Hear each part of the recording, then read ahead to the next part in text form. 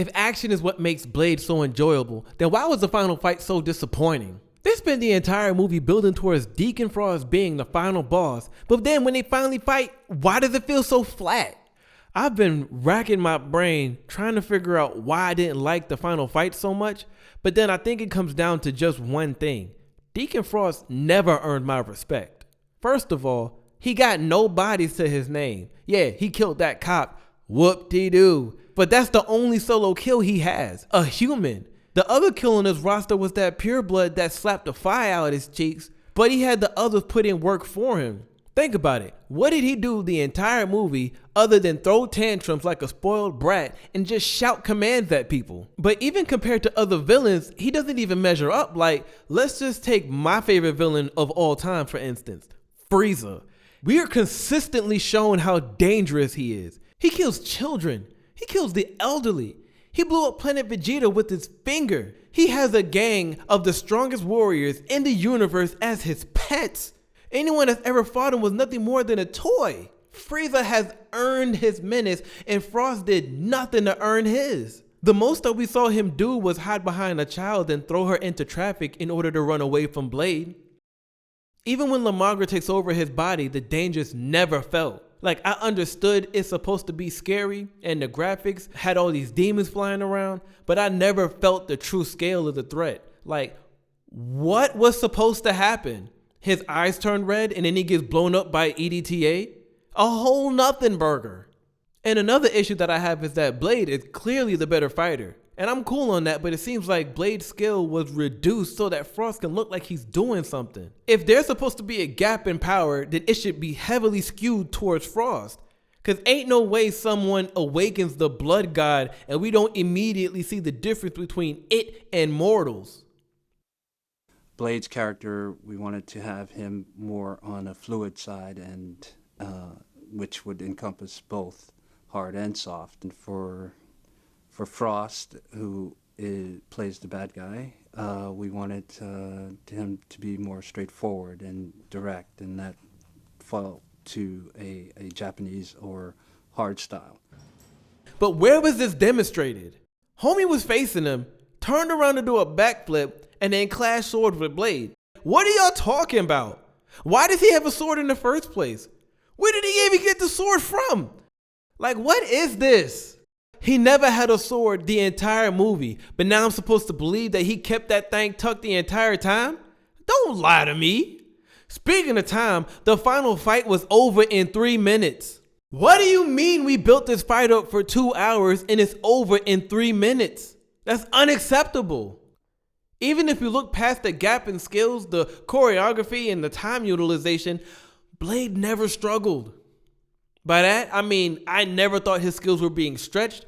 I never thought he was fighting through any kind of limitations in order to stay alive. And honestly, it looked like he was just playing patty cakes until he saw the opportunity to go for the kill. Even when they try to introduce some level of stress, he looks up and there goes the EDTA.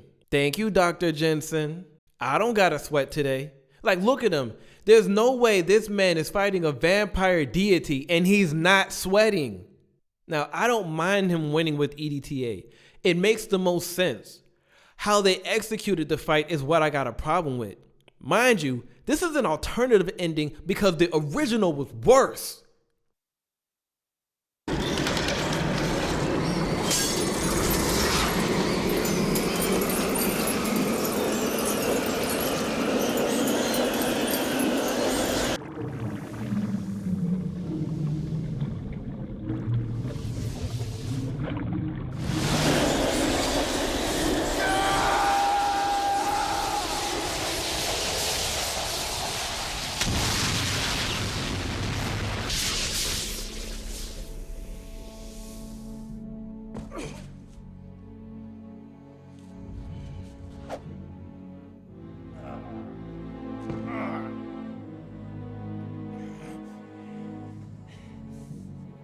It's not over, Blade.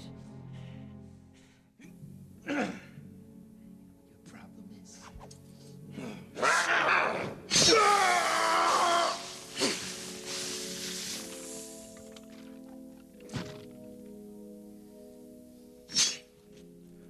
With something like that, it's no wonder why we got.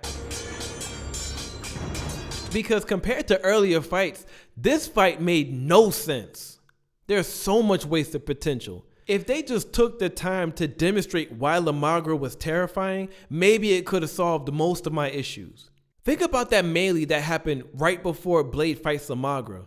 Like, imagine, while fighting Blade, La Magra starts turning dozens of familiars into vampires in order to fight Blade. Would that not terrify the shit out of us? I'm sorry. That would have made a much bigger impact on the final fight. At that point, we would have known, oh, this is why La Magra should not have been brought back to life. This is why we should have stopped the ceremony or the ritual in the first place. This is the danger that we thought we understood. And we all know Frost can't fight. So show that La Magra has different abilities that Blade can't handle. Like, we saw the regenerative ability. That was dope. But in order to solidify the danger, we needed to see a wider variety of feats. In the comic books, Deacon Frost can create doppelgangers. So what if they pull from that resource, and what if La Magra can generate blood copies of vampires that Blade already killed? Like, imagine all those vampires that he already killed in the first place, they just rise from the dead. What if, instead of reforming his hand, he creates an armor out of blood to protect himself?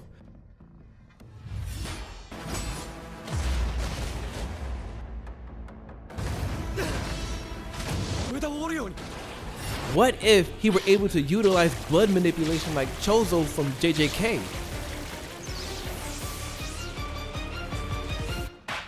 We have to make Blade fight through abilities that he's never seen before. Even in the deleted scenes, La Magra makes a tornado out of blood, but do you think that they use this as a weapon? No!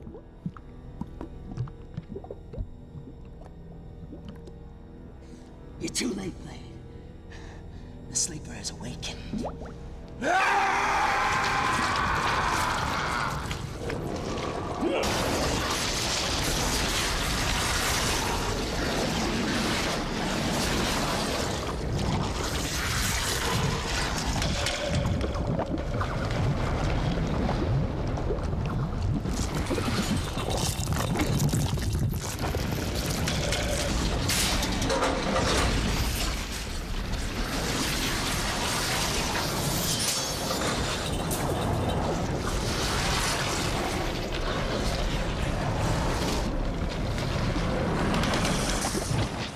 Are we having fun yet, Blade?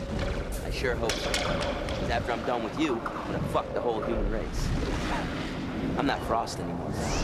I'm the plague of darkness. Anyone I touch will be turned. Fucking pathetic. What? You serum? Can't help you now, stud. I feel sorry for you. The final fight fails because the movie stops challenging Blade. It's like they understand action so well, but it's strange that the climax requires nothing from him. It's like they just wanted it to be over with.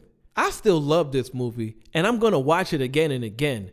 I just wish that the final fight lived up to everything that the movie already proved that it could be. Now this wraps up this series on Blade, but if you like this video, follow the channel for more because I'll be rating Blade once and for all to see how it stacks up after all this time. Till then, I'm Tyreek, and this is The Cut.